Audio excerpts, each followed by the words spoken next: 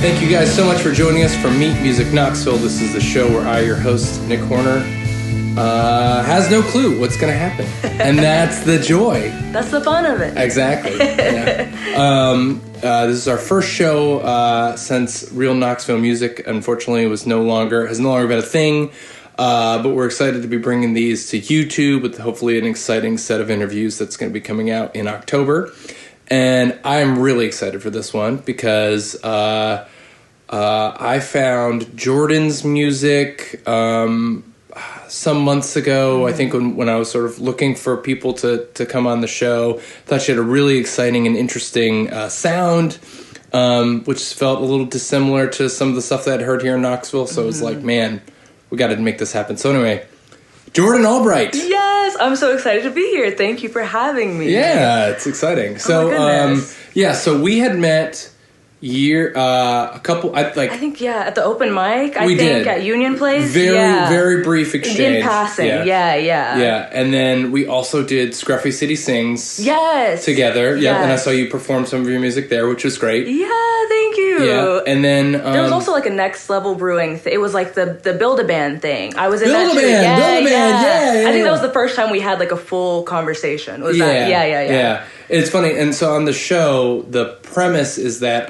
from most of my guests until kind of recently, I tried to make it so I didn't have any actual conversations with folks, and but Knoxville's such a small scene. Yeah, it's gonna happen eventually. You're gonna bump noggins, But this is our chance to really just get to know each other. I want to learn so much about your music and your background and all that stuff. So stoked. Yeah, absolutely. So, are you from Knoxville? So I'm from Memphis originally, but I've been out here since 2015, so I'm basically a local at this point. But Memphis and Knoxville are so different, so it's just a whole different vibe that I've had to get used to. But I kind of like it better. I don't know. It's smaller, like you said, and I kind of prefer that. Yeah. Is it? I don't know. What's the population of Memphis? Yeah, well, I feel like Memphis is just a bigger city kind of vibe, and I think it used to be the biggest city in Tennessee until Nashville had the whole boom thing that happened. So Memphis is just more like, I don't know, it's more concrete jungle kind of vibes. It's obviously not New York, but it's not as like community centered, I feel like, as Knoxville. So it's very different. Like I grew up in the suburbs of Memphis, but that's still the energy. It was not, you didn't really know a lot of people. You wouldn't run into people that you see, like that a lot, like out and about. So yeah. And did you music growing up? Is that so? What's your foundation in music? Oh my goodness, it's so hard to pinpoint exactly when the music thing starts. I feel like it's just a little bit here and there. My dad does a lot of music, or he did more when I was growing up. He played bass and he played trumpet when he was younger, and he plays keys. So he was very much like the influence for me getting started with it. But I think I started playing keys when I was like 12 or 13, and that was my first when I started writing songs and stuff was when I was like that age, and then kind of just went off from there and hopefully got better like over the years with that. So keyboards, that was my foundation, I think, for everything. So. Cool. And did you do did you do the teaching where I did the air quotes, 1, 2, 3, 4, 5, all of the simple songs and stuff like that? I think when I first started, it was just me kind of doing stuff that I didn't have any idea what I was doing. I started taking lessons when I was 16. So I took lessons for maybe a year. I was classically trained, but I was only there for a year. So I don't even consider that formal training. But I did that, and then I actually gave that up because I was in musical theater also. So I kind of had to choose one or the other because my schedule was getting kind of busy. But yeah, mostly I'm self-taught, but I did have that year of formal training to give me an idea of what was going on. Musical theater. Yeah. Tell me about it. Yeah. So I did that starting in high school. I think I was in my first musical when I was 15. It was The Wiz. I really liked The Wiz. It was so much fun. But it was funny because I didn't get a role the first audition for that. And then there was a bunch of people that dropped out. So I got in a second audition. So it kind of worked out. But I grew up doing that kind of thing and as a teenager. And my last thing, I think I was 17 for my last musical. And that was really fun. I think it's a whole different energy than doing music just in a band or something, obviously. Yeah. Yeah, it's a whole other world, I feel like theater is. Do you feel like that? It's so funny because in in some ways that is so the opposite of what I've heard of your music. Yeah. And do you find that is there any sort of musical theater like element, inspiration, or is there something that's like subtly tucked in there? Right. Or something? Yeah. I feel like it's more so when I perform that the musical theater element comes out, because obviously, like, for my setup, I just have my tracks and I sing over them. So there's not a lot visually that's going on. So I try to have stage presence, I guess, and that's what I call back to is like my time being on stage singing when I was like a pirate king in my last musical. We were doing Pirates of Penzance and I was the pirate king, and that was the best role I ever did. That was so fun. But I try to call on, I guess, just like filling up the stage, even though it's just me, like trying to fill it up, even though it's like there's not much to look at, I guess. So, but musically, I would say there's not a whole lot of overlap. Technically, yeah. So I want to spend a little bit more time on sort of your roots, I suppose. Yeah. So your dad played music. What kind of music did he play? He was in some like soul bands, like a very like Memphis, like R&B blues type thing. And he did like stuff in church. So it's just that kind of like, I don't know, bluesy, like kind of, I don't know, it's so Memphis. Yeah. It's so Memphis, like B.B. King and like Earth, Wind, and Fire. So when we did the whole Scruffy City Sings, I was very excited to see how many Earth, Wind, and Fire things. But that's what I was like, I guess I grew up around. And then I kind of took a lot of inspiration when I was a kid from Miley Cyrus because I was watching Hannah Montana growing up. Yeah. And I always talk about Hannah Montana when I talk about like my inspirations and stuff, even though I'm fully a grown person. I'm like, I know that was where I got like inspired to do it. Yeah, I mean, that's the thing. Do you mind if I ask how old are you? Yeah, I'm 26. 26. Yeah. So, there's a question I ask a lot of people, and I think it's telling. So for me, it was CD. Like, what was the first CD that you got? Yeah. I don't know. You seem like you're at that cusp of like, right. I'm at the millennial Gen Z. But what was the first music that you like listened to that you felt like, oh, this is Jordan's, this is my identity? Do you recall? I definitely, like, when I was a kid, having that Hannah Montana thing, that was big. Like, Miley was, like, my first person that I looked at, and I was like, I want to be like that. Yeah. But I would say when I was consciously, like, doing the music thing, John Mayer was, like, really big for me, like, through high school. Yeah, it's always a big, like, he's such an outlier for the type of music that I listen to and that I make, but I listened to so much John Mayer throughout high school, and he was my favorite musician for years. I wouldn't say so much anymore, but I think he has a lot of, like, his CDs were the ones that I got. I didn't get a lot of CDs growing up, but I would always go get the John Mayer album. CD, always. So, So, talk to me about, sort of your inspirations and, because you say John Mayer is an outlier.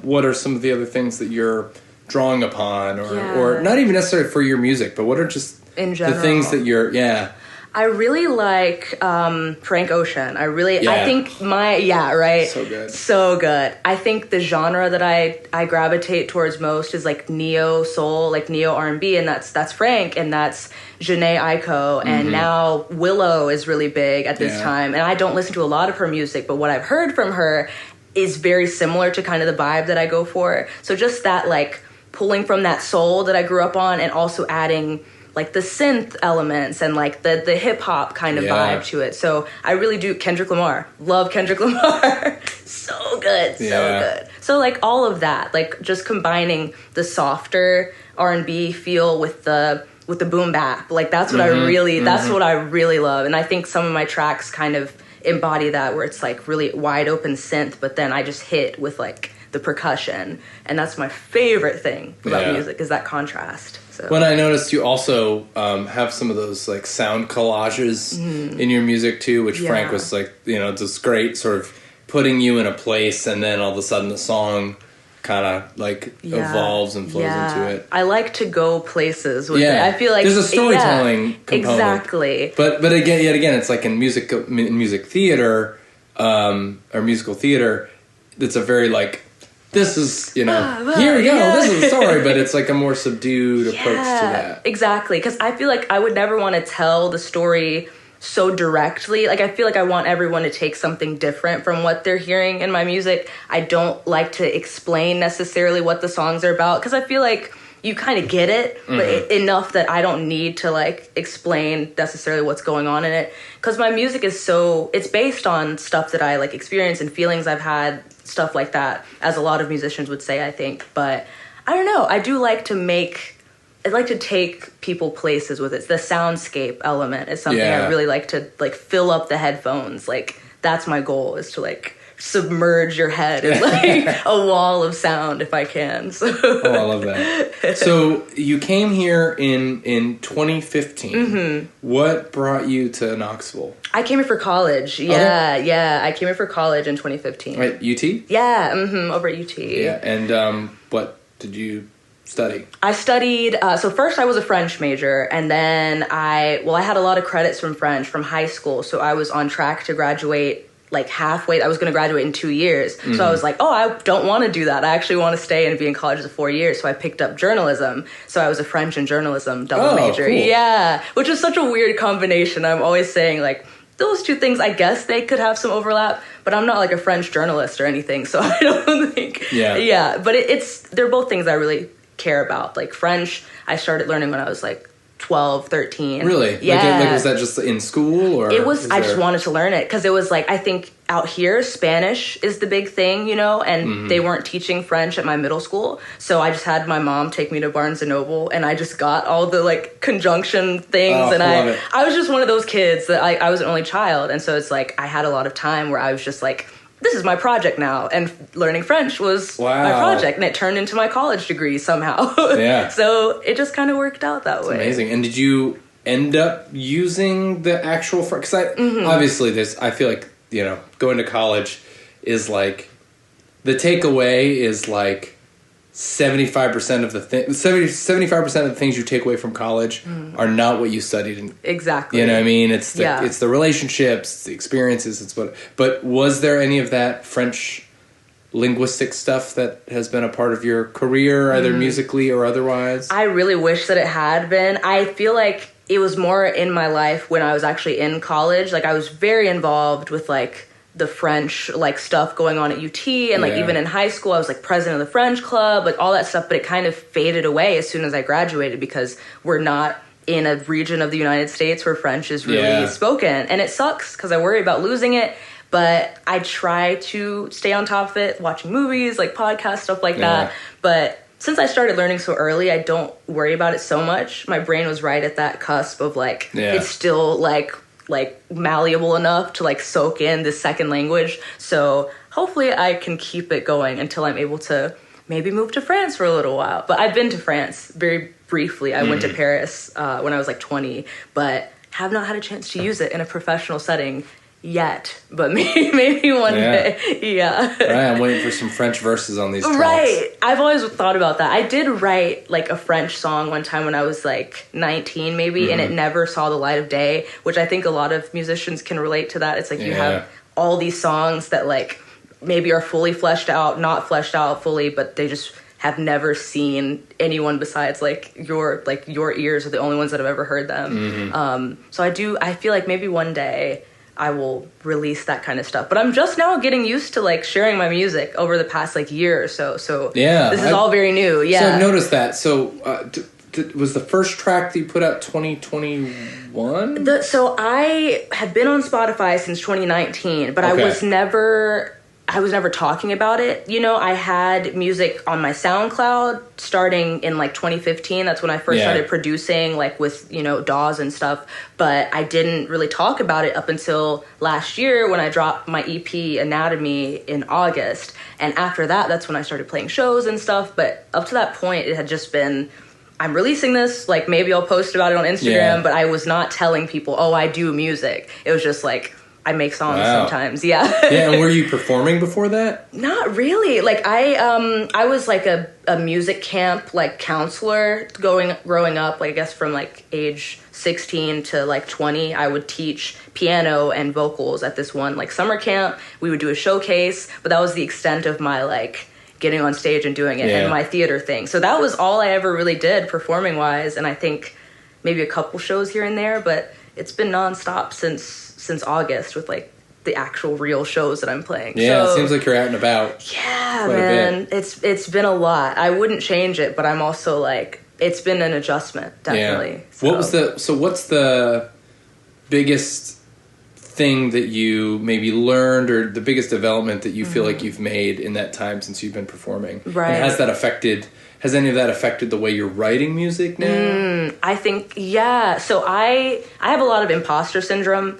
Don't we all? Exactly. So I think really sharing it has helped with that. It hasn't gone away entirely. Like, I think that's one of those things you just kind of put over your shoulder and just keep moving anyway. But like, I think playing music out and sharing it has kind of validated me a lot. I think that's the main thing. I was like, well, I'm not going to share my music because it's really just for me. I just make it because I feel this urge to create music, not necessarily to share it. But now that I am sharing it, it's like, it feels like it's actually real songs. Like, it didn't feel like they were real necessarily to anyone except for me. And that's something that feels very new, and I enjoy it. Like, it's very rewarding, but it comes with its own pressure, obviously, of like, there's people listening to my music. Yeah, and that's the thing. It's like you sort of change your approach. I found that it's like when I'm thinking about an audience, and maybe you do this, maybe you don't do this, but like thinking about an audience changes the way maybe you're producing a track. You know, especially because tracks are so imperative to your performance style. Yeah, definitely. Yeah. I think I haven't released any, I released like one song, like my 80s song, Our Love, like in January. That's the only track I've dropped since the EP, but I have another song called The Empress that I perform like occasionally when I guess every show I do, I perform it. It's not out yet, but I crafted that one like fully in the throes of like, oh, I'm performing now and there are people listening to my music. And I think it's made me a little bit more hesitant to put it out just because I know now it's going out to the sharks. Do you know what I mean? Yeah. Before, when I was dropping stuff, it was like, oh, people maybe will hear this, but I'm just going to put it out there. Now I know that there's people that will probably be waiting for me to put this out. So it's made me a little bit like, I want it to be perfect. And not necessarily perfect, but just that I'm comfortable with it, you know? Yeah. And I think I've gotten maybe a little bit pickier with it, knowing that there's more people that are going to be like waiting to catch it like when I drop it. So I don't know. It's good and bad. So about your songs, are you like a lyrics first or music first? How does that writing process unfold for you? I think melodies come to me first. So I'll catch a little like brainworm of a melody, and then the words will kind of float around it, but they're not real words up until that point. It's very hard to explain, but I'll hear like the phonetics of the words in my head around the melody, but I don't know what the words are until I sit down and like kind of work it out. So I would say it is probably music first, but then the lyrics are already there, but they're just not, it's like they're blurred out. It's very, it's like in my head, they're blurred out, but they're still there at the same time. I'll like hear something in a dream and then like toss it around in my brain. Is that a thing? Do you dream songs? Absolutely, all the time. I think my song EKG was something that I just sang to myself for at least like 2 years before I ever wrote it out. Like just the chorus, like just the hook, like weapons in your corner. Like I was like singing it to myself, and I didn't know if I was ever going to do anything with it, but I was like, it's been in my head for 2 years. I probably should do something with it. So, If nothing else out of due diligence, you know? Yeah, like, exactly. I'm like, if it's here and it hasn't left, like maybe that's telling me something. It should be out there. So it happens very subconsciously, I think, my music making process. So yeah. And does that, when you're writing, at what point do you start interact? So you produce all of your stuff. Yeah. Great. What DAW do you use? I use Ableton. Yeah, great. Yeah. At what point do you start interacting with the DAW? Like, do you find that you have like a full structure and then you go into it, or are you sort of like, you kind of got a bit of a hook and then you go and you work on a beat and then the beat inspires the next section, or how does that? Right. I think that definitely varies, I guess, depending on the song. But for the most part, I will start playing around in the DAW a little bit before I start working out lyrics, because I want to know what the lyrics are going on top of first. So I will say I start tinkering around definitely hook first. Like, I've never been a verse first type of girl. Yeah. Maybe when I first started writing music when I was like 12 and I didn't know how to produce and I didn't know how to make the music. But now that I do know, I go straight to that hook first, because that's the meat of the song. So I need to know that. I need to know what that's going to sound like before I do anything else. So I definitely do like to have a little bit of instrumentation going before I really start like getting into the lyrics, I think, most of the time. Mm-hmm. Yeah, that definitely makes sense. I feel like so much of what you're doing is, you're crafting a little world, and so it's like you're almost like painting the scenery, and then focusing the in details. on Because the music itself is the broader canvas of it, and then the words feel like the more minute details that really end up making like a painting or whatever what it is. But it's like that has to go on top. Right. Like, I have to set the stage first.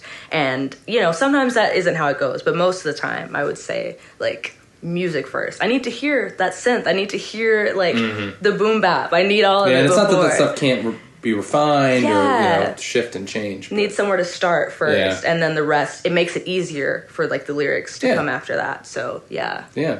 So, in terms of lyrics, like obviously Frank Ocean has some, Kendrick too, goodness, as just ones that just incredible lyricists. Are there other sources that you draw on linguistically, or just in terms of like writers, or where do your words come from? Right. Where do you I think sometimes I'll hear a song, like I have a playlist on Spotify that's called Bop Inspo Store, and it's like if I hear a song or like an element in a song, I'll just put it into this playlist if I feel like it's something that I want to like replicate or call to. And so I find that I take little bits and pieces of songs and kind of piece them into something different. Like at the time I first started really like putting out music, I think I was really into lo-fi hip hop. So that was something that I was like, because that does have that whole idea of like it's soft music, but then the drums kind of carry it a little bit more. Yeah, and I really like that about lo-fi hip hop. So I think that still is a big thing in my music, even though I don't listen to it as much anymore. But lyrically speaking, I mean, Kendrick is so like big in my like mind. I could never write exactly the way that Kendrick does, but just his whole storytelling thing, I think, is what I try to replicate in a way. Yeah, and like just wordplay. Like I love puns and I love metaphors and I love making.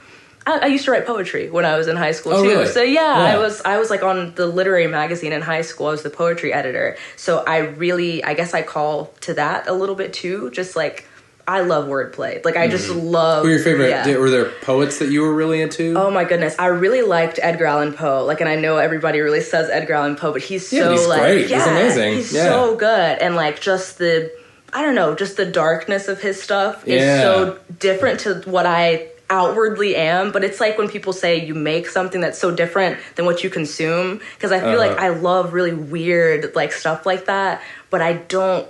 It's so hard for me to replicate it. I just kind of hold it in the back of my head, and I kind of take out little cute pieces of it, I suppose. Can you think of like not Poe necessarily, but it's like in your lyric writing, can you think of like one of those moments that was just like has some, a weird wordplay that has some backstory to it? Yeah. So I feel like, for example, like in my song The Empress, I haven't dropped it yet, but one of the lines I really like is, I'm in the business of minding my own. Like and I love that line because it's like the whole song is about like my empire, or like me being kind of the leader of my own like destiny and like manifesting the things I want in life. So it's my business, like it's my like financially speaking, like otherwise this is my baby, and I'm in the business of minding my own business, and I stay in my lane. So it's kind of that thing. I really love little stuff like that, where I can be like, if this was on Rap Genius, I'd really love to see this.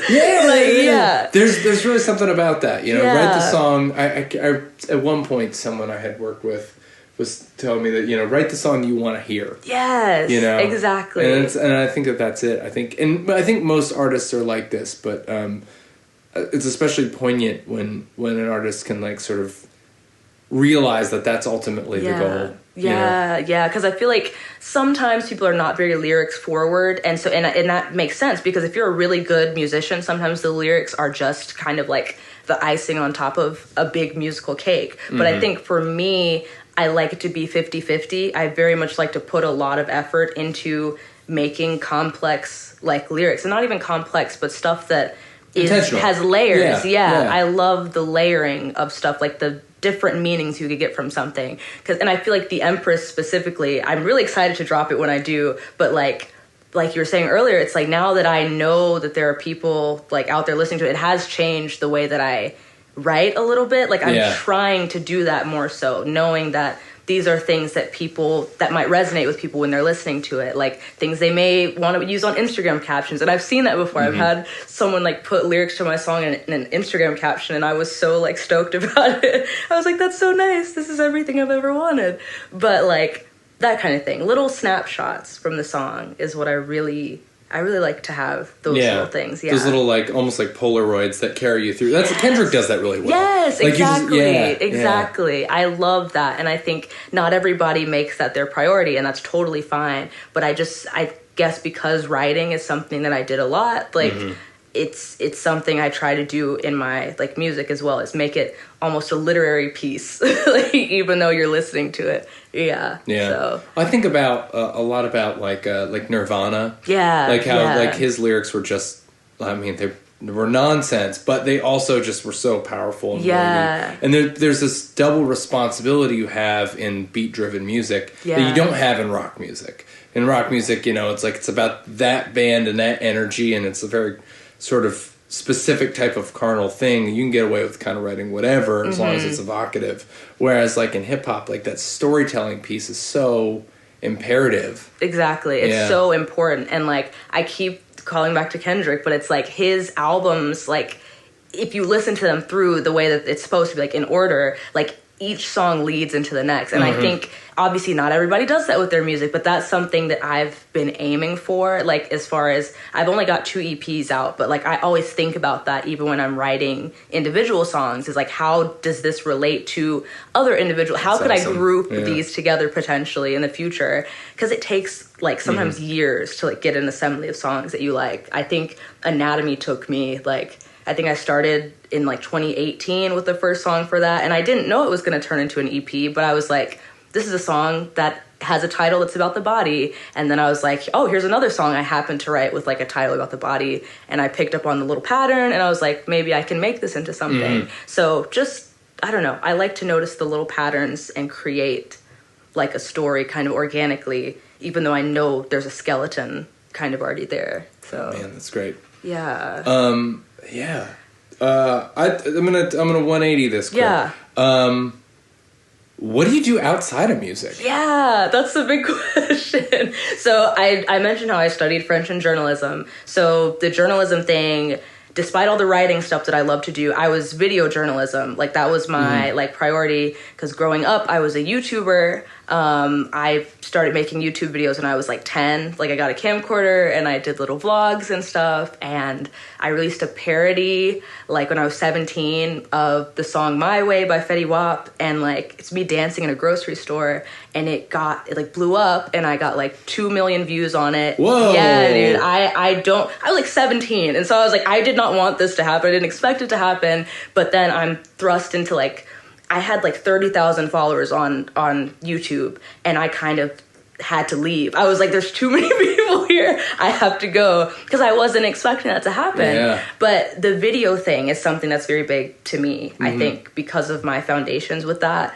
But yeah, now I'm a video editor. I actually edit for the Oprah Winfrey Network now, which is in California. Right. Yeah, but I'm like working out of Knoxville, which is nice because I don't have to pay the LA prices, but I still get like kind of that LA salary going a little bit. Yeah. So, and it's a great opportunity too, because I mean, Oprah is such a big name in media, and like I just am so grateful for the opportunity, just because I love making video stuff, and to think that my 17-year-old self would now be in this place is crazy after me dancing in a grocery store. So I'm blown away by it. Is that video still out there? Yes, it is. So if you ever want to watch it, if you just search, I think, My Way parody, it should be the first thing that pops up, probably. Oh, man. I would assume. But it's crazy because I started doing TikTok like maybe a couple years ago, and I still have people like commenting on my videos like, oh, you're the My Way girl, like you're the Subway girl, because I'm dancing outside of a Subway at one point, and I'm like,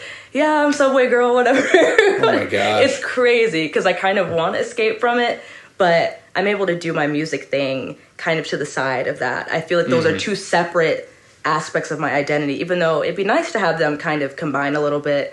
There's two identities for me going with my video like stuff, and my music stuff feels, I don't know, it's good to have the separation, I think. Yeah. Well, certainly I think for work, you know what I mean? Yeah, it's nice to give the music sort of its own, you know, almost like it's a little bit of sacred space. Exactly. Yeah. I've always said it's like, oh, my side hustle is being like a local pop star. Like that's my side hustle, because I really enjoy it, but it's never been my bread and butter. And I have so much respect for people that make it their bread and butter, because I know it's such an emotional labor, and also if you're trying to get money from it, like it's a lot, and so it's always been something off to the side for me personally, but I have so much respect when people are able to make it their whole thing, but I just cannot. I couldn't imagine doing it. It's just good to have two things that I really like that are separate from each other, I suppose. It's funny, it's like I can't help but think it's like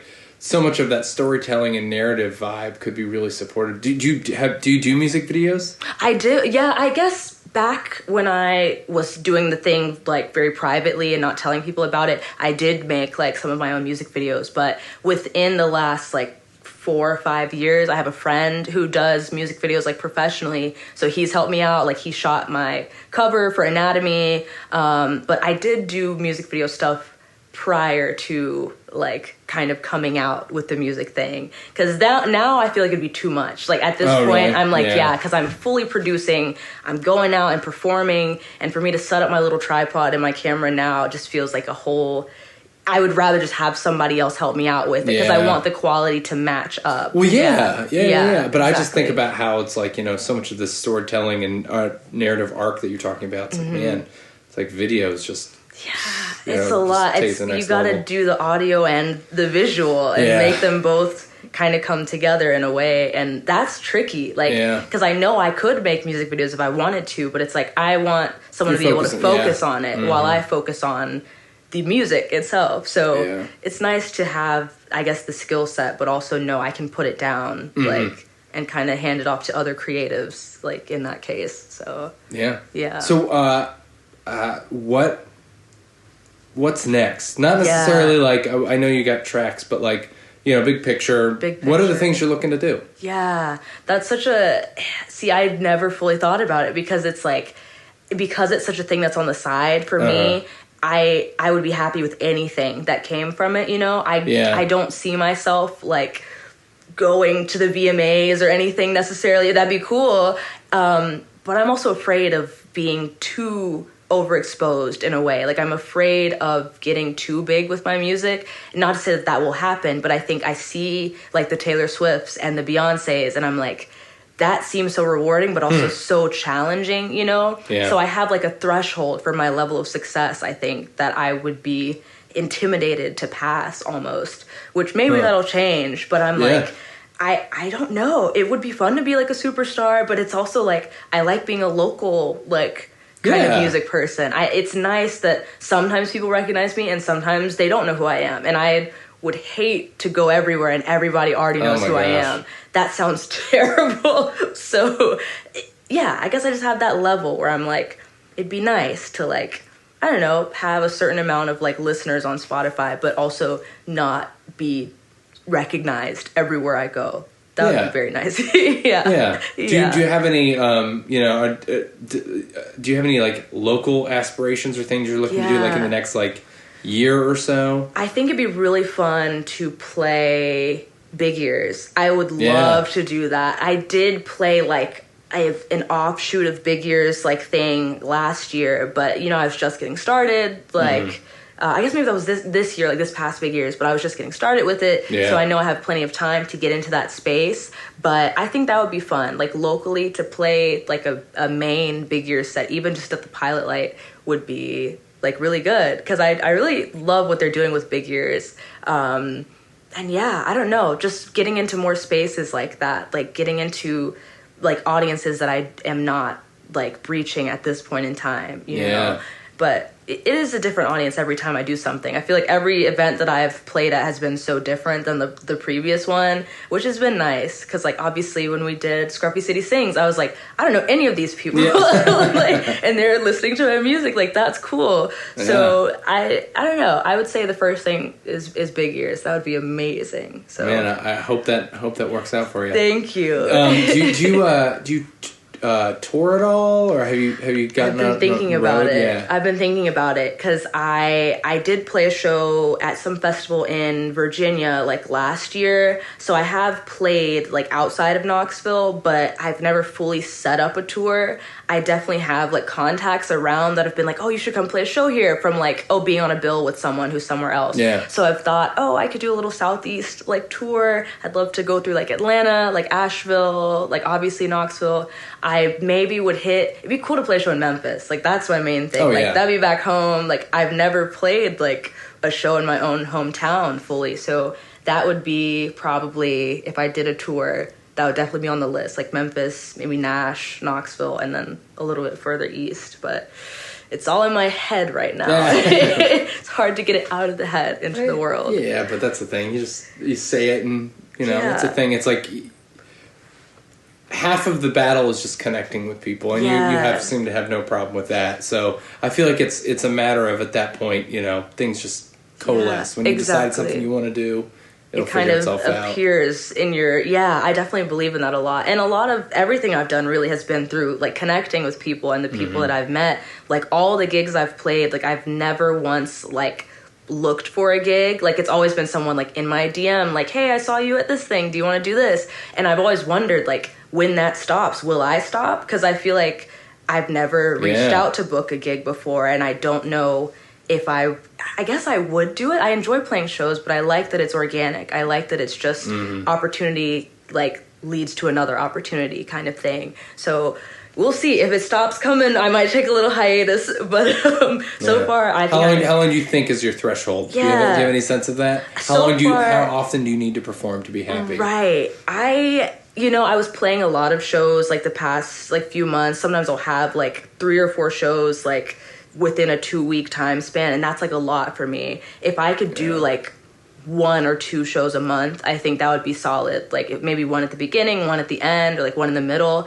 That would be perfect. Because I know some people play shows like every day. Like I have friends in the community here that are like playing a show this day and then the next day, and I can't imagine doing that. But yeah, maybe once or twice every month would be nice. But I've got stuff booked out to January right now, so it's just crazy, and I'm happy for it, but I'm also prioritizing like my peace and like my time at my apartment with my cat. Like it's all very important. It's all important, and I want to have time for all of it. So yeah. Well, this is great. I think we're about to the end of our interview time, but you need to let me know, where are we sending people to find your music? Is that because I know you're on socials, you have a website? So I'm on Instagram at Nonbright. That's where I post about all my shows and stuff. Nonbright is just my last name, but instead of all, it's non. And then I'm on Spotify, like all of the major like streaming platforms, and I'm trying to think if there's anything else I really need to plug, but if there is, I'll talk about it on my Instagram, most likely. So yeah, all my links are there. So hop over to Instagram if you wanna listen. Great, Jordan, man, this is awesome. I'm so glad we got a chance to sit down and chat. And, thank you so much for having me. This has been amazing. Oh, absolutely. And thank you guys for listening. This was Meet Music Knoxville. We're going to be doing it again. A lot of great guests coming up. Just check out the YouTube to find that information, I guess. So, all right, everybody, have a great day. Bye.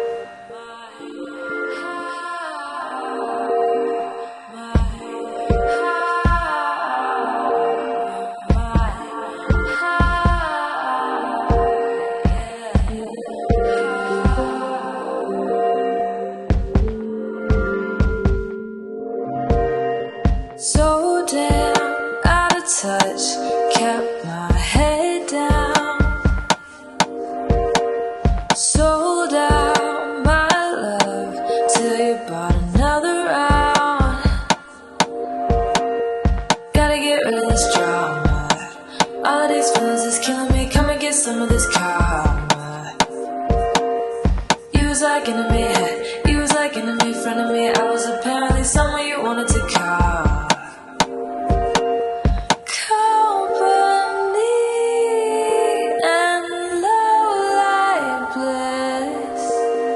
Is all we need on nights like this.